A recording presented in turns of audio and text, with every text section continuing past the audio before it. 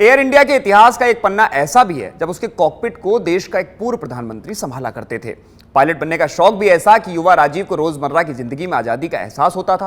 लेकिन किस्मत का खेल देखिए कि जीवन की आजादी चाहने वाले राजीव ने आजाद भारत में युवा प्रधानमंत्री के रूप में देश की दशा और दिशा तय की।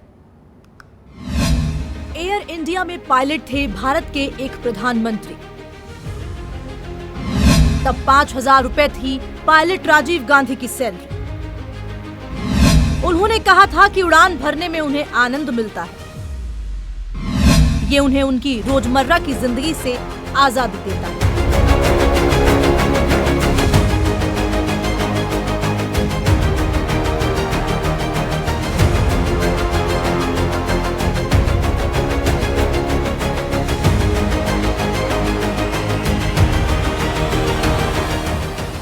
देश के भारत रत्न और पूर्व पीएम राजीव गांधी राजनीति में आए तो इससे पहले जब उनसे कहा गया कि आप पायलट की नौकरी छोड़ दो तो उनकी मां इंदिरा गांधी ने कहा कि इस सैलरी के बिना घर कैसे चलेगा। लेकिन पायलट बनना उनका शौक था, इसे उन्होंने बचपन से देखा था। यही कारण है कि देश के एक पूर्व प्रधानमंत्री ऐसे भी थे जिन्होंने एयर इंडिया में बाकायदा पायलट की नौकरी की। माता इंदिरा गांधी के निधन के कारण उनका ये शौक आगे साथ नहीं रहा और उनको देश की बागडोर संभालनी पड़ी। इससे पहले देश के अलग अलग प्रधानमंत्री ने एयर इंडिया के इतिहास को अपनी अपनी तरह से बदला है। जवाहरलाल नेहरू ने जहां इसे प्राइवेट से सरकारी कंपनी बनाया तो प्रधानमंत्री नरेंद्र मोदी ने इसे एक बार फिर टाटा समूह को सौंपा। इंदिरा गांधी, मोरारजी देसाई और मनमोहन सिंह सभी ने एयर इंडिया के इतिहास में नए पन्ने जोड़ दिए। नेहरू गांधी परिवार से देश के आखिरी प्रधानमंत्री राजीव गांधी राजनीति में आने से पहले पायलट थे।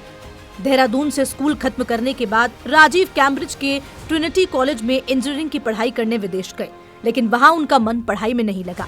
दिल्ली वापस आकर उन्होंने दिल्ली फ्लाइंग क्लब से पायलट बनने की ट्रेनिंग ली और बाद में उन्हें एयर इंडिया में नौकरी मिल गई। राजीव गांधी को तब के इंडियन एयरलाइंस और अब के एयर इंडिया ने डोमेस्टिक रूट पर पायलट के तौर पर नौकरी दी थी। वे अधिकतर दिल्ली जयपुर रूट पर उड़ान भरते थे। तब राजीव गांधी की सैलरी 5,000 रुपए महीना थी। उस समय उनकी मां इंदिरा गांधी देश की प्रधानमंत्री थी, लेकिन फिर भी राजीव गांधी को पायलट की नौकरी पसंद थी। एक टीवी इंटरव्यू में उन्होंने कहा भी था कि उड़ान भरने में उन्हें आनंद मिलता है और ये उन्हें उनकी रोजमर्रा की जिंदगी से आजादी देता है। It's a combination of a man and a machine working together very closely, having a very accurate control over the machine, especially on approaches and landings. It has to be very, very precise to be good, and it makes you feel good when you do it well. At the same time, it requires a tremendous amount of discipline, because if you go out of discipline, it's very unforgiving. It doesn't let you get away with indiscipline or with mistakes. पूर्व प्रधानमंत्री राजीव गांधी की जयंती पर हर साल सद्भावना दिवस के रूप में कई आयोजन किए जाते हैं। आज भी भारत रत्न राजीव गांधी को देश ने याद किया, युवा प्रधानमंत्री को नमन करके श्रद्धांजलि अर्पित की। पूर्व पीएम राजीव गांधी की 79वीं जयंती, भारत रत्न पूर्व पीएम राजीव गांधी को नमन। राहुल प्रियंका ने पिता राजीव गांधी को किया याद। राहुल ने लद्दाख में पैंगोंग झील के किनारे दी श्रद्धांजलि। आपके निशान मेरा रास्ता, सुन रहा हूँ भारत माँ की आवाज। प्रियंका ने लिखा, किसी की मुस्कुराहटों पे हूँ निसार।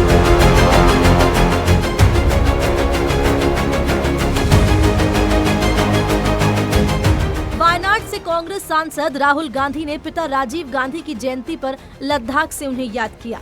लद्दाख में 14,270 फीट की ऊंचाई पर पैंगोंग झील के किनारे उनको श्रद्धांजलि दी।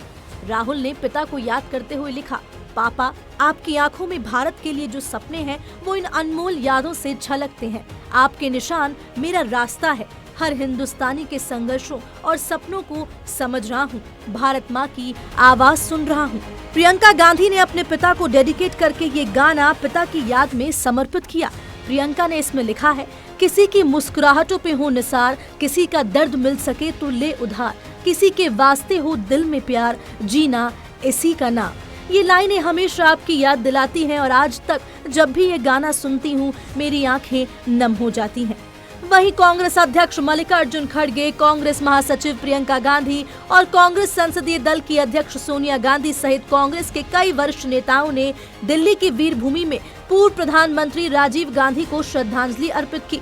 इसी के साथ ही राजस्थान के मुख्यमंत्री अशोक गहलोत ने भी भारत रत्न राजीव गांधी को नमन करके उनके कामों को याद किया।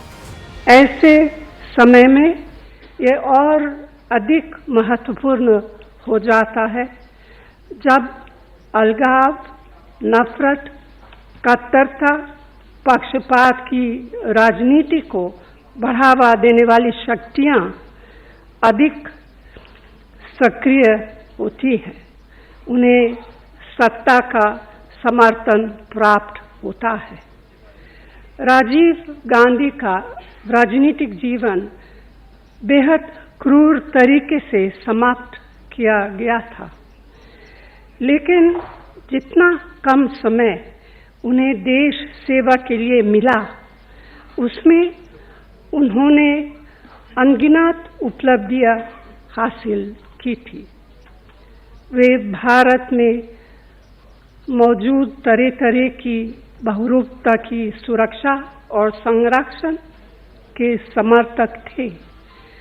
उनकी व्यक्तिगत और राजनीतिक विरासत से स्पष्ट होता है कि वे इस बात को लेकर बेहद संवेदनशील थे कि धार्मिक, जातीय, भाषाई और संस्कृति विभिन्नता का जश्न मनाकर ही भारत की एकता को मजबूत किया जा सकता है। भारत रत्न श्री राजीव गांधी जी की आज 19वीं जन्म जयंती है। इस अवसर पर देश भर में कई आयोजन हो रहे हैं, लेकिन राजीव गांधी राष्ट्रीय सद्भावना पुरस्कार समारोह बहुत खास है। राजीव गांधी जी सद्भावना, विश्व शांति, कौमी एकता, महिलाओं और कमजोर तबकों के सशक्तिकरण को अपने विचारों में सबसे अधिक महत्व देते हैं। प्रधानमंत्री के रूप में शानदार कामकाज से उन्होंने दुनिया के शीर्ष नेताओं में से अपनी जगह बनाई। मुझे इस बात का एहसास है, अभी अध्यक्ष जी ने कहा कि 18 साल के नौजवानों को मत का अधिकार दिया, बहुत क्रांतिकारी फैसला था उस वक्त में, और उसके प्रतीक मैं खुद हूँ। 18 साल के मतदान का अधिकार दिया, वो सोच वाला व्यक्तित्व राजीव गांधी थे। उन्होंने मुझे जब मैं 34 साल का था तब प्रदेश कांग्रेस अध्यक्ष बना दिया। तो आप सोच सकते हो 34 साल के नौजवान को, जो यूथ कांग्रेस एज भी 35 साल तक होती है, उसके पहले मैं इसी प्रदेश कांग्रेस कमेटी अध्यक्ष बन के आ गया।